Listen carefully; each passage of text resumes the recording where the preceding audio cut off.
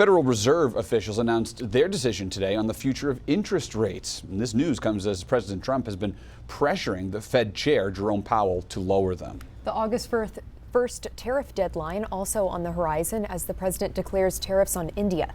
NBC's Garrett Hake has the latest from Washington. Despite the months-long bullying campaign from President Trump, today the Fed not budging, holding interest rates steady. In support of our goals, today the Federal Open Market Committee decided to leave our policy interest rate unchanged. For months, President Trump has pressured Fed Chair Jerome Powell, whom he appointed, calling him a, quote, numbskull and a dumb guy.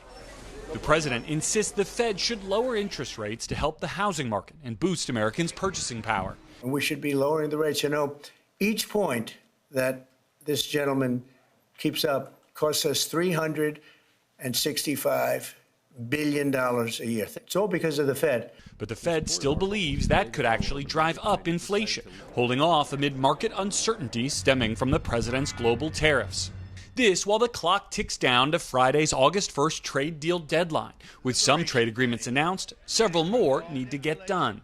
If there's not a deal by August 1, I would encourage market participants, corporate America, even the countries, not to panic, because you can still do a deal. Today, the president targeting India, declaring its exports would be hit with a 25% tariff.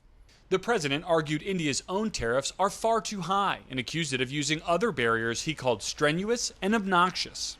India will also face an additional unspecified penalty for its reliance on Russian energy. While critics have warned tariffs will weaken the U.S. economy, the White House welcomed some strong economic news. The economy grew 3%, higher than predicted in the second quarter. The president pointing to the latest data and re-upping his demand for the Fed to lower interest rates. We have a lot of money coming in, and we have no inflation, and we're very strong, and we should be lowering the rates. And another key economic barometer will be released Friday. The July jobs report could reflect the impact of the president's cuts to the federal workforce and his dramatic immigration crackdown. Garrett Hake, NBC News, Washington.